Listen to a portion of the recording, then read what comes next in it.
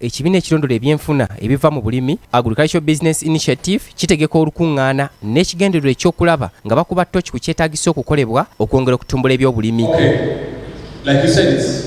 Okusinziira ku ssenkulu wa Agricultural Business Initiative Mona Muguma Sebuliba, mu Uganda ebyobulimi tebisoosoowazibwa, kyagamba nti kya bulabe kubanga Uganda eyimiriddewo ku bulimi. Ono agamba nti abantu okulima bakukola era bakusobola wabula babulamu nsimbi zokka.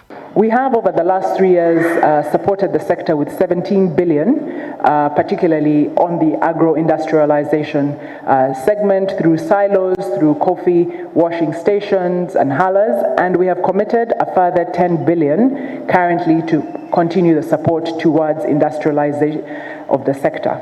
Akulira ekibiina ky'amawanga amagatte ekirondoola enkulaakulana mawanga United Nations Capital Development Fund, Dimitri Pozdev agamba nti gavumenti engeri gy'ekutema ebyobulimi eringa etabira bamu mugaso.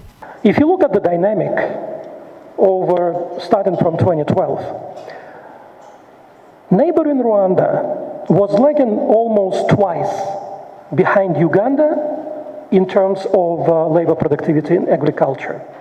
Since then, Rwanda has closed that gap, partly because agricultural productivity in Rwanda has been on the rise, and partly because that productivity in Uganda has been on decline. Ono yegattiddwako akulira ekibiina ekirondoola ebyobulimi Food and Agriculture Organization of the United Nations Antonio Colido alaze ebintu ebikulu 5 gavumenti berina okukola okusitula ebyobulimi. Access to infrastructure such as roads,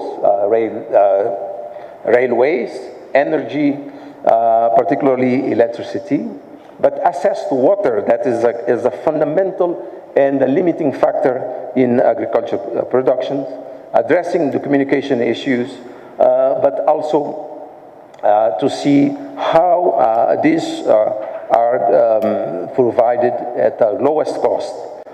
It is important for the global competitiveness. Kyokka bano olw'okuba babadde beetoolera nnyo ku bulimi, ensonga y'emmwanyi tebagirese ebbali era akulira ekibiina ekitwala ebyemmwanyi mu ggwanga Eyimiriddewo ateereddwa ku nninga okunnyonnyola ku ndagaano y'emmwanyi.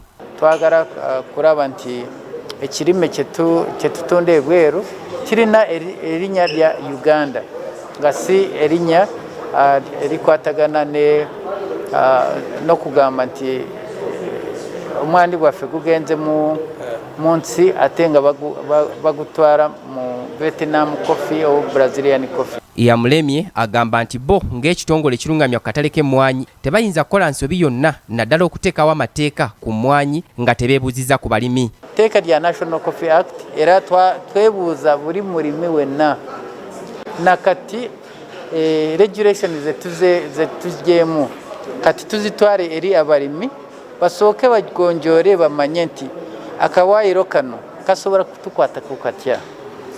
Ng'ekitongole kya UCDA tulina board erina buli value chain, waliyo representative y'omulimi, waliyo representative we processor, we roaster.